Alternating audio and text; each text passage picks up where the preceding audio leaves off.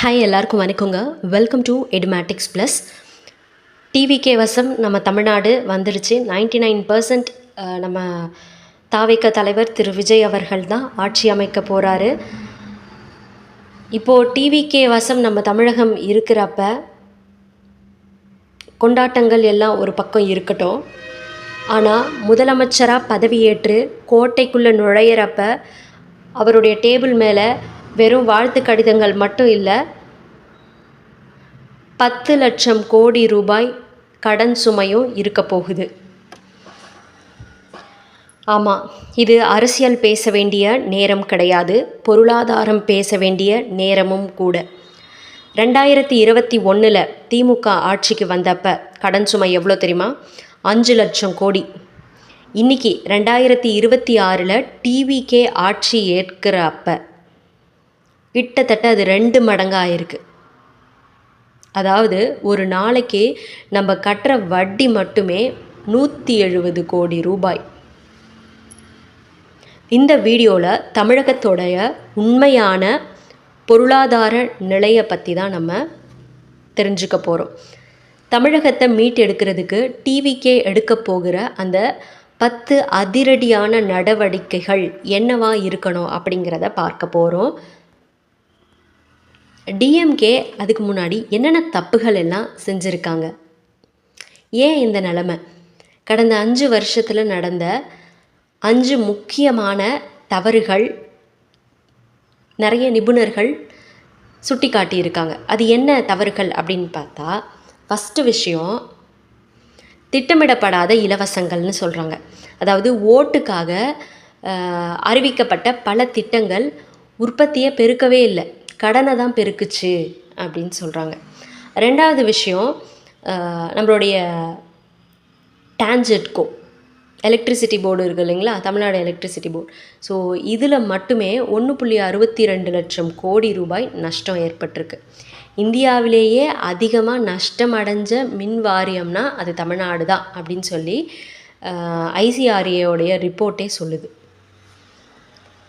அடுத்தது நிர்வாக செலவுகள். வரி வருவாயில் 62% சம்பளம், ஓய்வூதியம், அப்புறம் வட்டிக்கு மட்டுமே போயிடுது.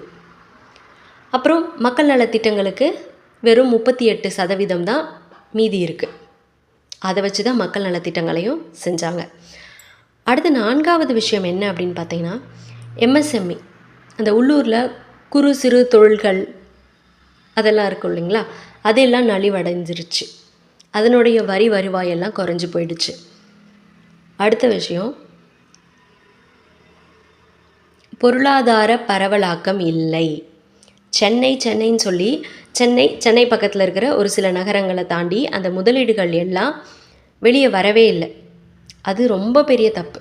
ஏன்னா தமிழ்நாடுனா சென்னை மட்டும் கிடையாது, தமிழ்நாட்டில் 38 மாவட்டங்கள் இருக்குது. 38 மாவட்டங்களுக்குமே அந்த முதலீடுகள் எல்லாம் வந்துருந்துச்சு அப்படின்னா அங்கங்கே வேலை வாய்ப்புகள் உருவாக்கி இருக்கும்.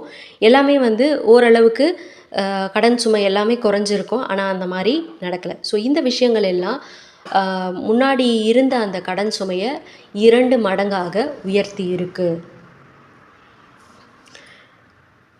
டிவிகே இந்த பொருளாதார படுகொலியிலிருந்து மீண்டு வரணும் அப்படின்னா ஆட்சிக்கு வர அந்த முதல் நாளில் இருந்தே சில விஷயங்களை அவங்க செஞ்சாகணும். என்னென்ன விஷயங்கள் செஞ்சால் இந்த கடன் சுமைகள் எல்லாம் குறைஞ்சு மக்களுக்கு நல்ல பொருளாதார தேவைகளை பூர்த்தி செய்ய முடியும் அப்படின்னு பார்த்தீங்கன்னா, ஃபஸ்ட்டு கடன் மறுசீரமைப்பு பண்ணணும். அதிக வட்டி கொண்ட கடன்களை குறைஞ்ச வட்டிக்கு மாற்றுறதுக்கு நிபுணர் குழுவை கலந்து ஆலோசிக்கணும். அடுத்தது மின் வாரியத்தில் நடக்கக்கூடிய அந்த கசிவுகள் எல்லாத்தையும் தடுத்து ஒரு மாத 2 மாத காலத்தில் நஷ்டத்தை குறைக்கிறதுக்கு ஒரு ஆக்ஷன் பிளான் ஒன்று எடுத்தால் நல்லாயிருக்கும். நெக்ஸ்ட்டு இந்த நலிவடைஞ்ச சின்ன தொழில்களுக்கு உடனடியாக வட்டி சலுகை, கடன் உதவி எல்லாம் கொடுத்து தொழிலை ஆரம்பிக்க சொல்லலாம். அடுத்தது தொழிலதிபர் மாநாடு நடத்தலாம். உலக முதலீட்டாளர்கள் மாநாடு, இல்லைன்னா உள்ளூர் தொழிலதிபர்களுடைய குறைகளை தீர்க்கக்கூடிய ஒரு மாநாட்டை நடத்தினா நல்ல வழி பிறக்கும். அடுத்தது டைரக்ட் டேக்ஸ் ரிஃபார்ம் சொல்லலாம்.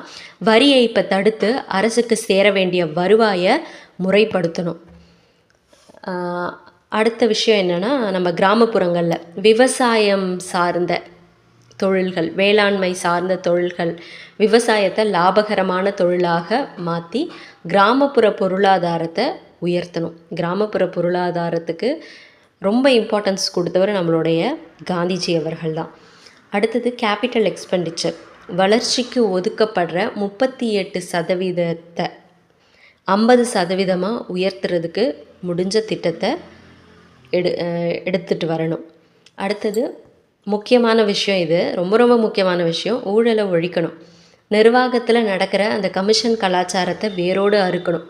ஒவ்வொரு ரூபாயும் மக்களுக்கே, இப்படி சொல்லி தான் அவங்க வந்திருக்காங்க. மக்களுடைய வரிப்பணத்தில் ₹1 கூட நான் தொடமாட்டேன் அப்படின்னு சொல்லி தான். ஸோ இது உண்மையாகவே இம்ப்ளிமெண்ட் ஆச்சு அப்படின்னா ரொம்ப சந்தோஷம். அடுத்தது வெளிப்படையான பட்ஜெட், தமிழகத்துடைய உண்மையான நிலையை மக்களுக்கு வெள்ளை அறிக்கையாக வெளியிட்டுறணும்.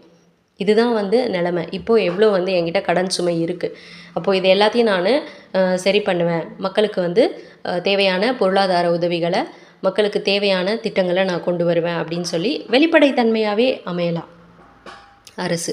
வெளிப்படைத்தன்மையாக அமைஞ்சுன்னா இன்னும் சூப்பராக இருக்கும் அரசு.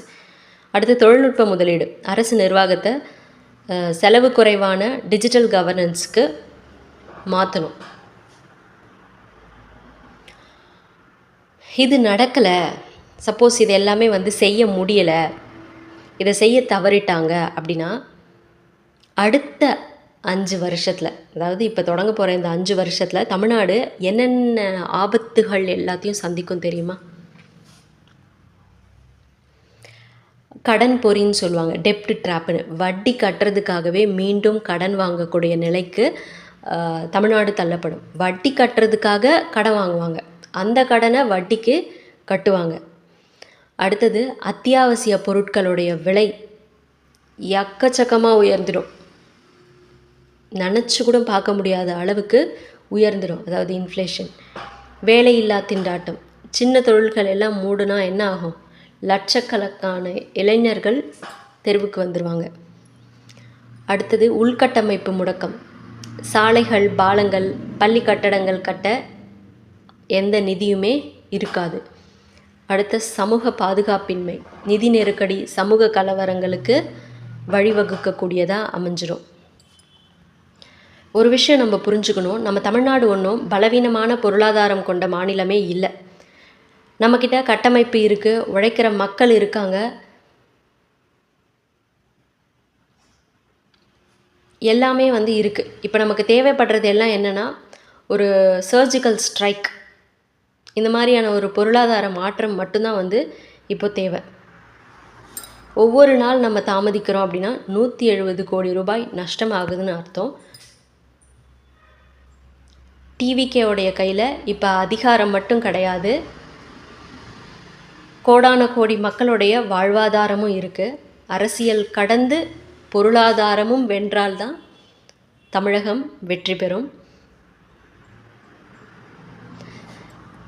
தமிழக பொருளாதாரத்தை மீட்டெடுக்கிறதுக்கு நம்ம என்ன செய்வோம், நம்ம என்ன செய்யணும், இந்த வீடியோ பற்றி நீங்கள் என்ன நினைக்கிறீங்க அப்படிங்கிறத கமெண்ட்டில் சொல்லுங்கள். தேங்க்யூ.